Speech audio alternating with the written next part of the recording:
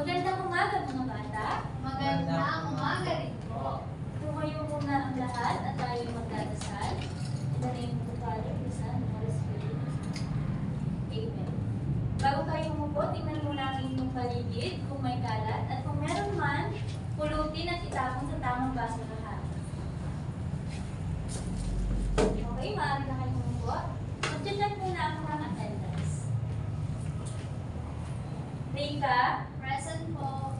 Axel, Present po. nakakatuwa naman na lahat kayo ay nandito sa ating klase.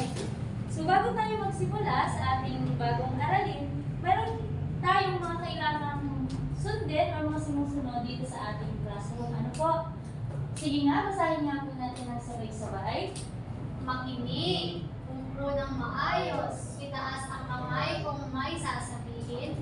Irespeto ang baro at kapwa mga kamag-aral. Magaling mga bata. Ngayon ay maipapakita ko sa inyong larawan at bibigyan ko kayo ng 30 seconds para obserbahan ito. Handa na po kayo? Opo. Sige nga, tingnan mo mabuti ang larawan. Ano kaya ang napapansin niyo dito sa larawan? May iba't ibang hugis po ang bahay. Mahusay, mga bata. So ano naman ang mga hugis na ginamit dito sa bahay? Ma'am, Axel. may bilog po para sa bintana. Okay, may bilog sa bintana. Ano pa? Ma'am, Rika. may parisukat din po sa bintana. Magaling. Ano pa ang inyong napapansin? May tatsulok po sa bubong. Very good, Rika. Ngayon, nais ko munang ilahad sa inyo ang layunin natin dito sa ating bagong aralin. Una, natutukoy ang 5 pangunahing hugis na ipapakita ang kasiyahan at pagpapahalaga sa sining habang gumagawa ng mga hugis. At nakabubuo ng isang malikhaing artwork gamit ang iba't ibang hugis.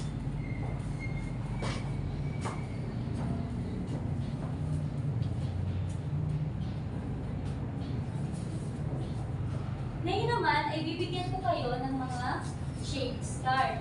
At hahanapin ninyo dito sa loob ng ating classroom kung ano yung mga bagay or picture na mga kahugis nito. Sige nga, hanapin na ninyo. Rika, Axel. Ma'am, bilog po ang Sige, ikutin na ninyo ang ating classroom at hanapin ninyo kung ano yung mga kaparehas ng hugis. Ma'am, ito po. Whiteboard po natin.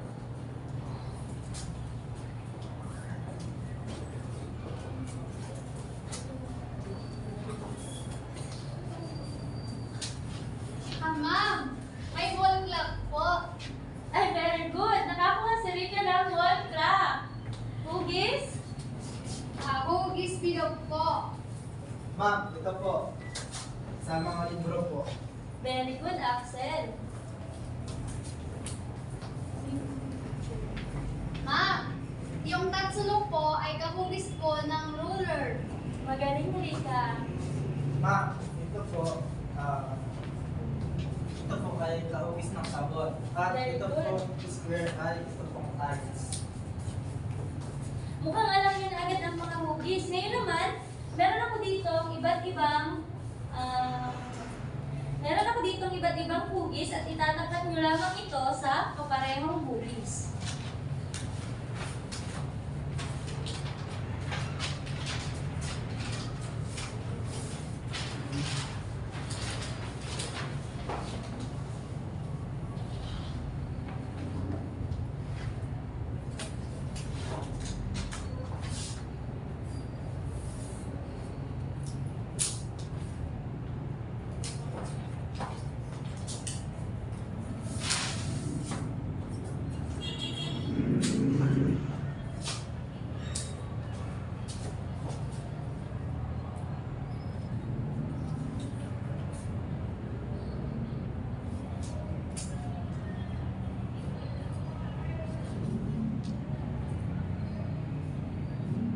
Okay, Rika, itapat mo nga ito sa kaparehong hugis.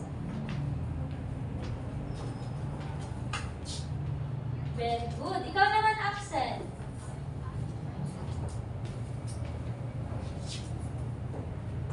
Rika.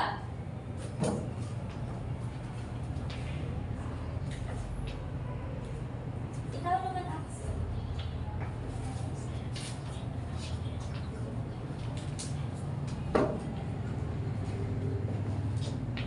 Ano po, Bistoy? Tapat mo nga. Ah! Rika. Okay, very good, class. Palakpakan lang ninyong sarili. Ngayon ay tatalakayin natin ang iba't ibang hugis. Handa na ba kayo? Opo!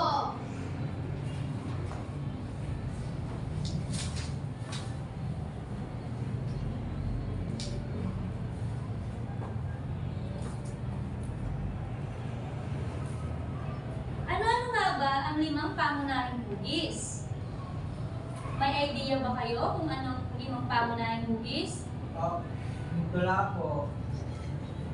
Ang limang pangunahing hugis ay ang bilog o circle, parehaba o rectangle, tatsulok or triangle, parisukat or square, oblong or oval.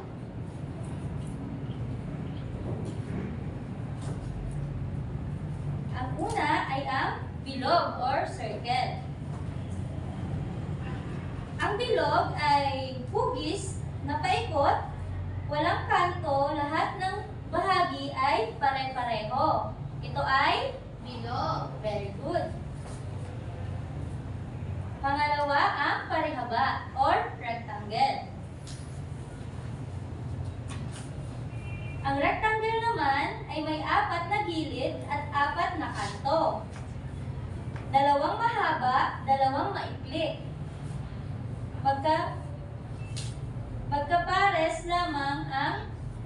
Magkaparehas lamang ang haba nito. Ano nga ulit ito? Parehaba. Very good.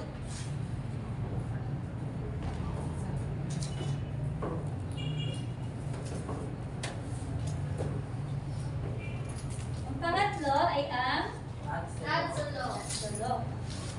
Ang tatsulok naman ay may 3 gilid at 3 kanto. Ito ay Tatsulok. okay. Ang pang-apat ay ang parisukat. Ang parisukat ay may 4 na pantay-pantay na gilid at Tatlo. magkakapareho ang haba ng bawat gilid nito. Ano ito? Parisukat. Magaling.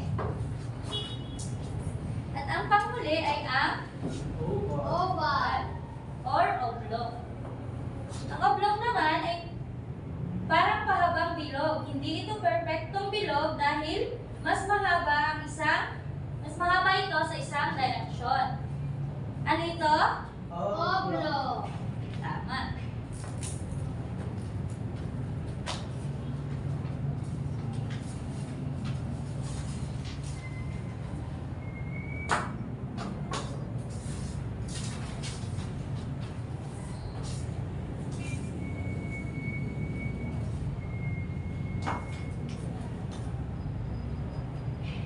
Alin hugis nga ang paikot at walang gilid? Ma, Rika? bilog po. Very good. Alin naman ang may 4 na pantay na gilid? Axel? Parisukat po. Very good. Ano ang pagkakaiba ng bilog at oblong? Ma, Rika?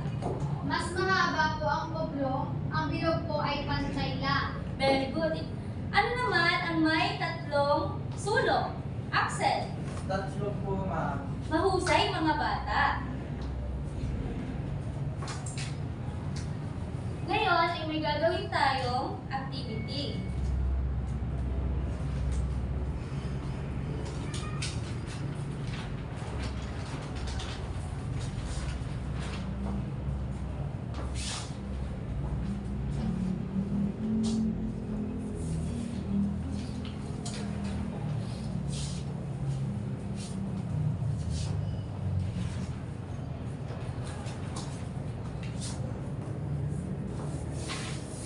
Ang tawag dito sa ating activity ay trace, draw, and create.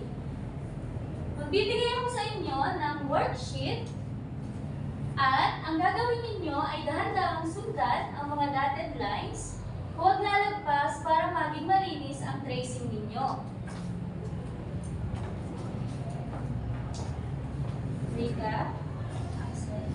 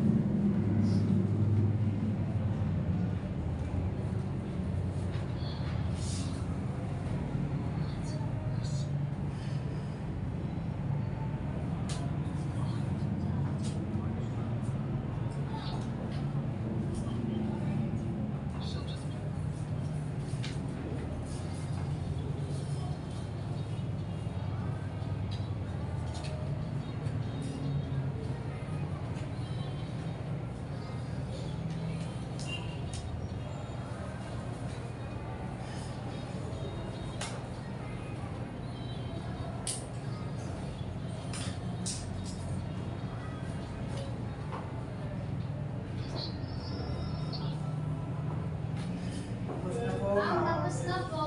Very good.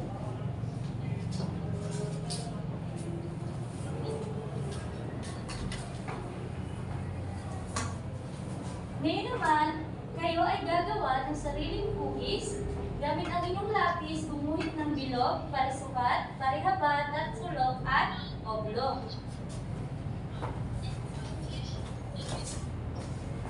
Drawing lamang kayo ng mga hugis na bilog, parisukat, parihaba, tatsulok, at oblong. Simulan nyo na mga bata.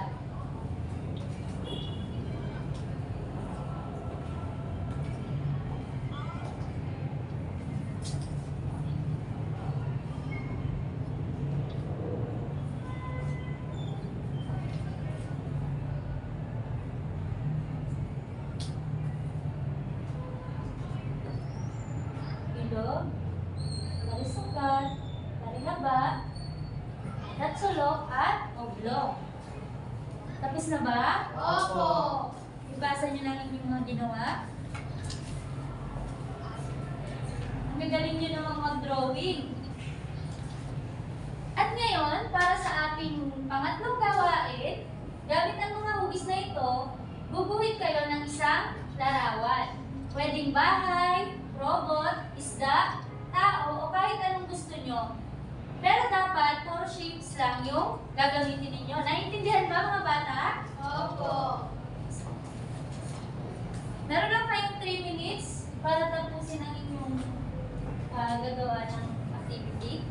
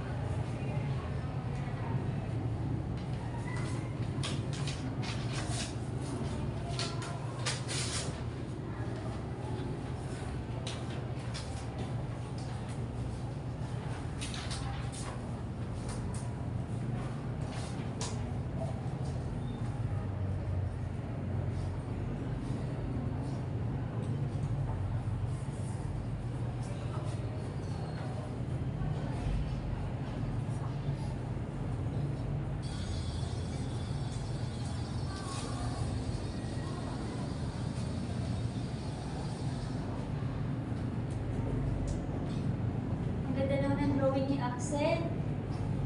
Ikaw ulit ka. Wow! Bahay po, ma'am. Bahay ang drawing ni Rika. Ang ganda naman ng mga drawing niyo. Tapos na ba kayo? Opo. Sige, pasa nyo na sa akin. Ang ganda ng drawing niyo. May robot, may bahay, at batang babae ang i-drawing ni Rika. So ngayon ay may papakita ko sa inyo mga larawan at sasabihin niyo sa akin kung anong hugis ito. Anong hugis ito? Bilog po. Bilog. Very good. Eto, Suka. Parisukat. Ay, parihaba. very good. Ito ay parihaba. Eto Eto, anong hugis ito? Parisukat. Magaling. Eto, Tatsulok po, ma'am. tama. Eto, Oblong. very good. So, ano kaya ang mangyayari pag pinagsama-sama natin ang mga shapes? Rika, Nagiging bahay, ma'am. Nagiging drawing po. Pwede pong maging tao. mahusay. Ito ay pwedeng maging bahay, or pwedeng i-drawing, or pwede rin itong maging tao. Paano gaganda ang artwork mo? Axel, Lagyan po ng maraming shapes, tapos po na kulayan po, tapos gawin po ng maayos ang mga linya. magaling Axel. Ano nga ulit ang 5 pangunahing hugis? Ma'am. Rika, Tatsulok, parisukat, parihaba, oblong, at bilog po. very good. Ang ating 5 pangunahing hugis ay bilog, parisukat, parihaba, tatsulok, at oblong. Oblong. Alin ang walang gilid na hugis? Ah. Axel, Bilog po. very good. Alin naman ang may pantay na gilid? Ma'am. Rika, Parisukat po. anong pinagkaiba ng bilog at oblong? Axel, Mas mahaba po ang oblong kumpara po sa bilog. very good. Ang pinagkaiba ng bilog at oblong, mas mahaba ang oblong kaysa sa bilog. Alin ang may maikli at mahabang gilid? Ma'am. Rika, Parihaba po. magaling mga bata.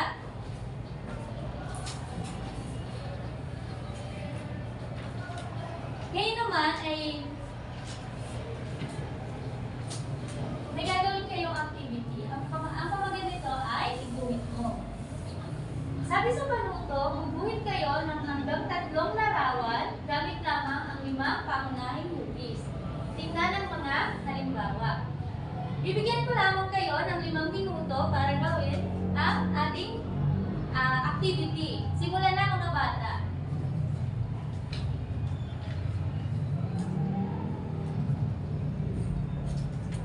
Tapos Tapos na na po, ba ma'am. kayo? Tapos na po. Sige, ako na yung magawa. Very good. Ano ang inyong naintindihan sa ating aralin? Rika, Tungkol po sa mga shape na nakakagawa po ng mga pwede pong bahay, pwede pong isda, tao, yun po.